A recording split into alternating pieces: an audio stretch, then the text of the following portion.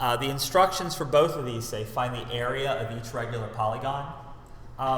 It's important to remember that finding an area of a polygon is a strategy just as much as it's a formula. It's really about an idea of how can you break this into pieces and use those different pieces to solve the larger goal.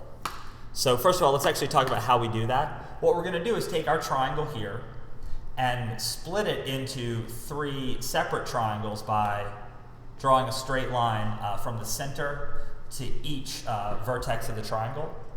What we've done is actually split it into 3 triangles that are all congruent. They all have the exact same size. So we're going to put those congruence markings. What that means is not only is this side length 18, but this side length is also 18. So we actually know 2 sides of a triangle. Our strategy for the total area is going to be find the area of one small triangle and then multiply by 3 because there are 1, 2, 3 total.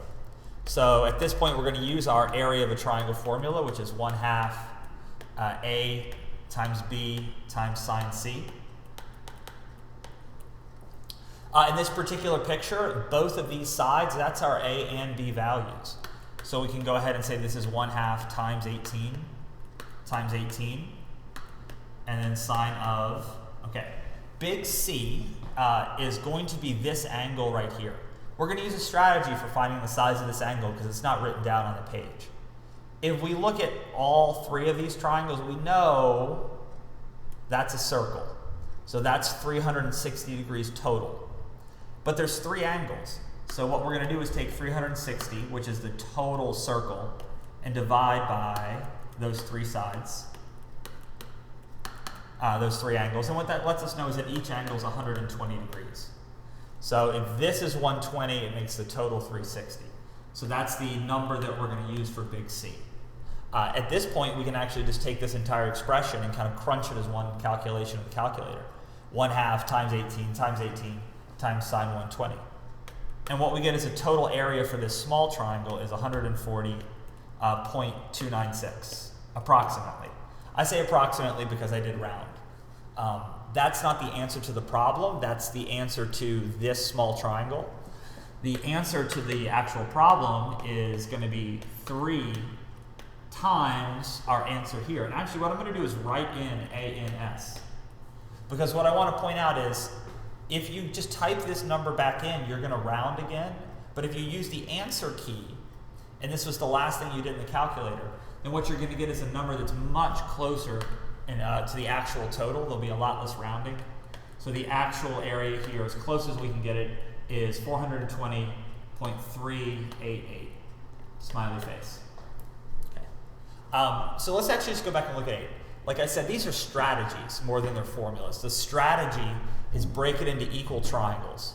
And then for one small triangle, use a formula, then multiply to put it all back together again. When we do number 9 here, we're going to use the exact same strategy, even though we have a completely different figure. I should point out the reason this works is because these are regular polygons, and what that means is all the sides are the same, and all the angles are the same. That's what allows the strategy to work. But let's go ahead and finish our picture here. So we're going to split it into a total of, actually, 1, 2, 3, 4, 5, 6 triangles, and all of these triangles are congruent. They all have the same side lengths. So what that means is not only is this side 8, but this side is 8 as well. We're going to use our area of a triangle formula to find this smaller triangle, and this time, to get the total answer, we're going to multiply by 6, because there are 6 of them, because there are 6 sides. So once again, we're just practicing using our area of a triangle formula, 1/2 A, B, sine big C. It's pretty clear in this picture that 8 and 8 are our little a and little b values, so 1/2 times 8 times 8. And then sine of, well, sine of whatever this angle is. Once again, we're using a strategy here. We know the total rotation all the way around is 360 because it forms a perfect circle. What that means is if there are 6 angles that add up to 360, we just do a little division, 360 divided by 6, and we get that one angle is 60 degrees. So that lets us know that C value to use in our area of a triangle formula. And then once again, since there are no unknown values, since it's all numbers, we can just crunch it as one calculation of the calculator. And what we get is approximately 27.713 as the area of just one of these guys. Our strategy is, if we know this, and we know there's 6 of them, our final answer is just 6 times our previous answer. And once again, I'm going to use A and S because I'm actually going to use that A and S button in the calculator so that I'm never rounding any values and I'm getting an answer that's as accurate as mathematically possible.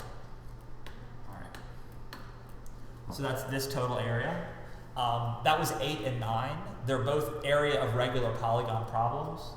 It's important to recognize that if the shape changes, the strategy doesn't. The strategy is break it into triangles. Use the area of a triangle and then just multiply by the number of sides. So if this was an 8-sided figure, we would break it up into 8 triangles. If it was a 10-sided figure, we'd break it up into 10 triangles.